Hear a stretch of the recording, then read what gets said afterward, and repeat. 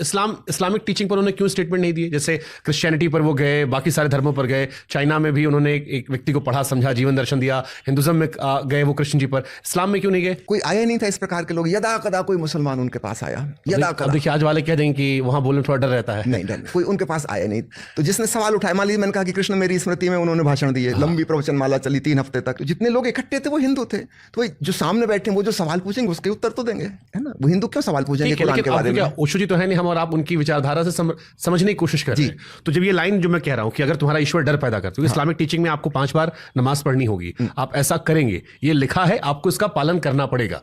ओशो इस आइडियोलॉजी के खिलाफ तो मुझे समझ में आते हैं कि इस तरह की सोच के वो बिल्कुल विपरीत रहे हैं। उनका कहना है किसी कर्मकांड के द्वारा परमात्मा को नहीं पाया जा सकता। याद रखिए, परमात्मा को इनकार नहीं कर रहे हैं, लेकिन हमारी कर्मकांडों से कि हम ऐसा ऐसा करेंगे तो मजबूर हो जाएगा, उसको मिलना पड़ेगा, ये तो एक प्रकार की उसकी मजबूरी हो गई। मतलब ईश्वर भी बंधन में है कि हम 5 बार झुक गए, कि हमने ये कर्मकांड कर लिया, कि मंदिर की परिक्रमा कर ली, कि पूजा पाठ कर लिया, 5000 बार राम राम राम जप लिया, अब राम को आना पड़ेगा।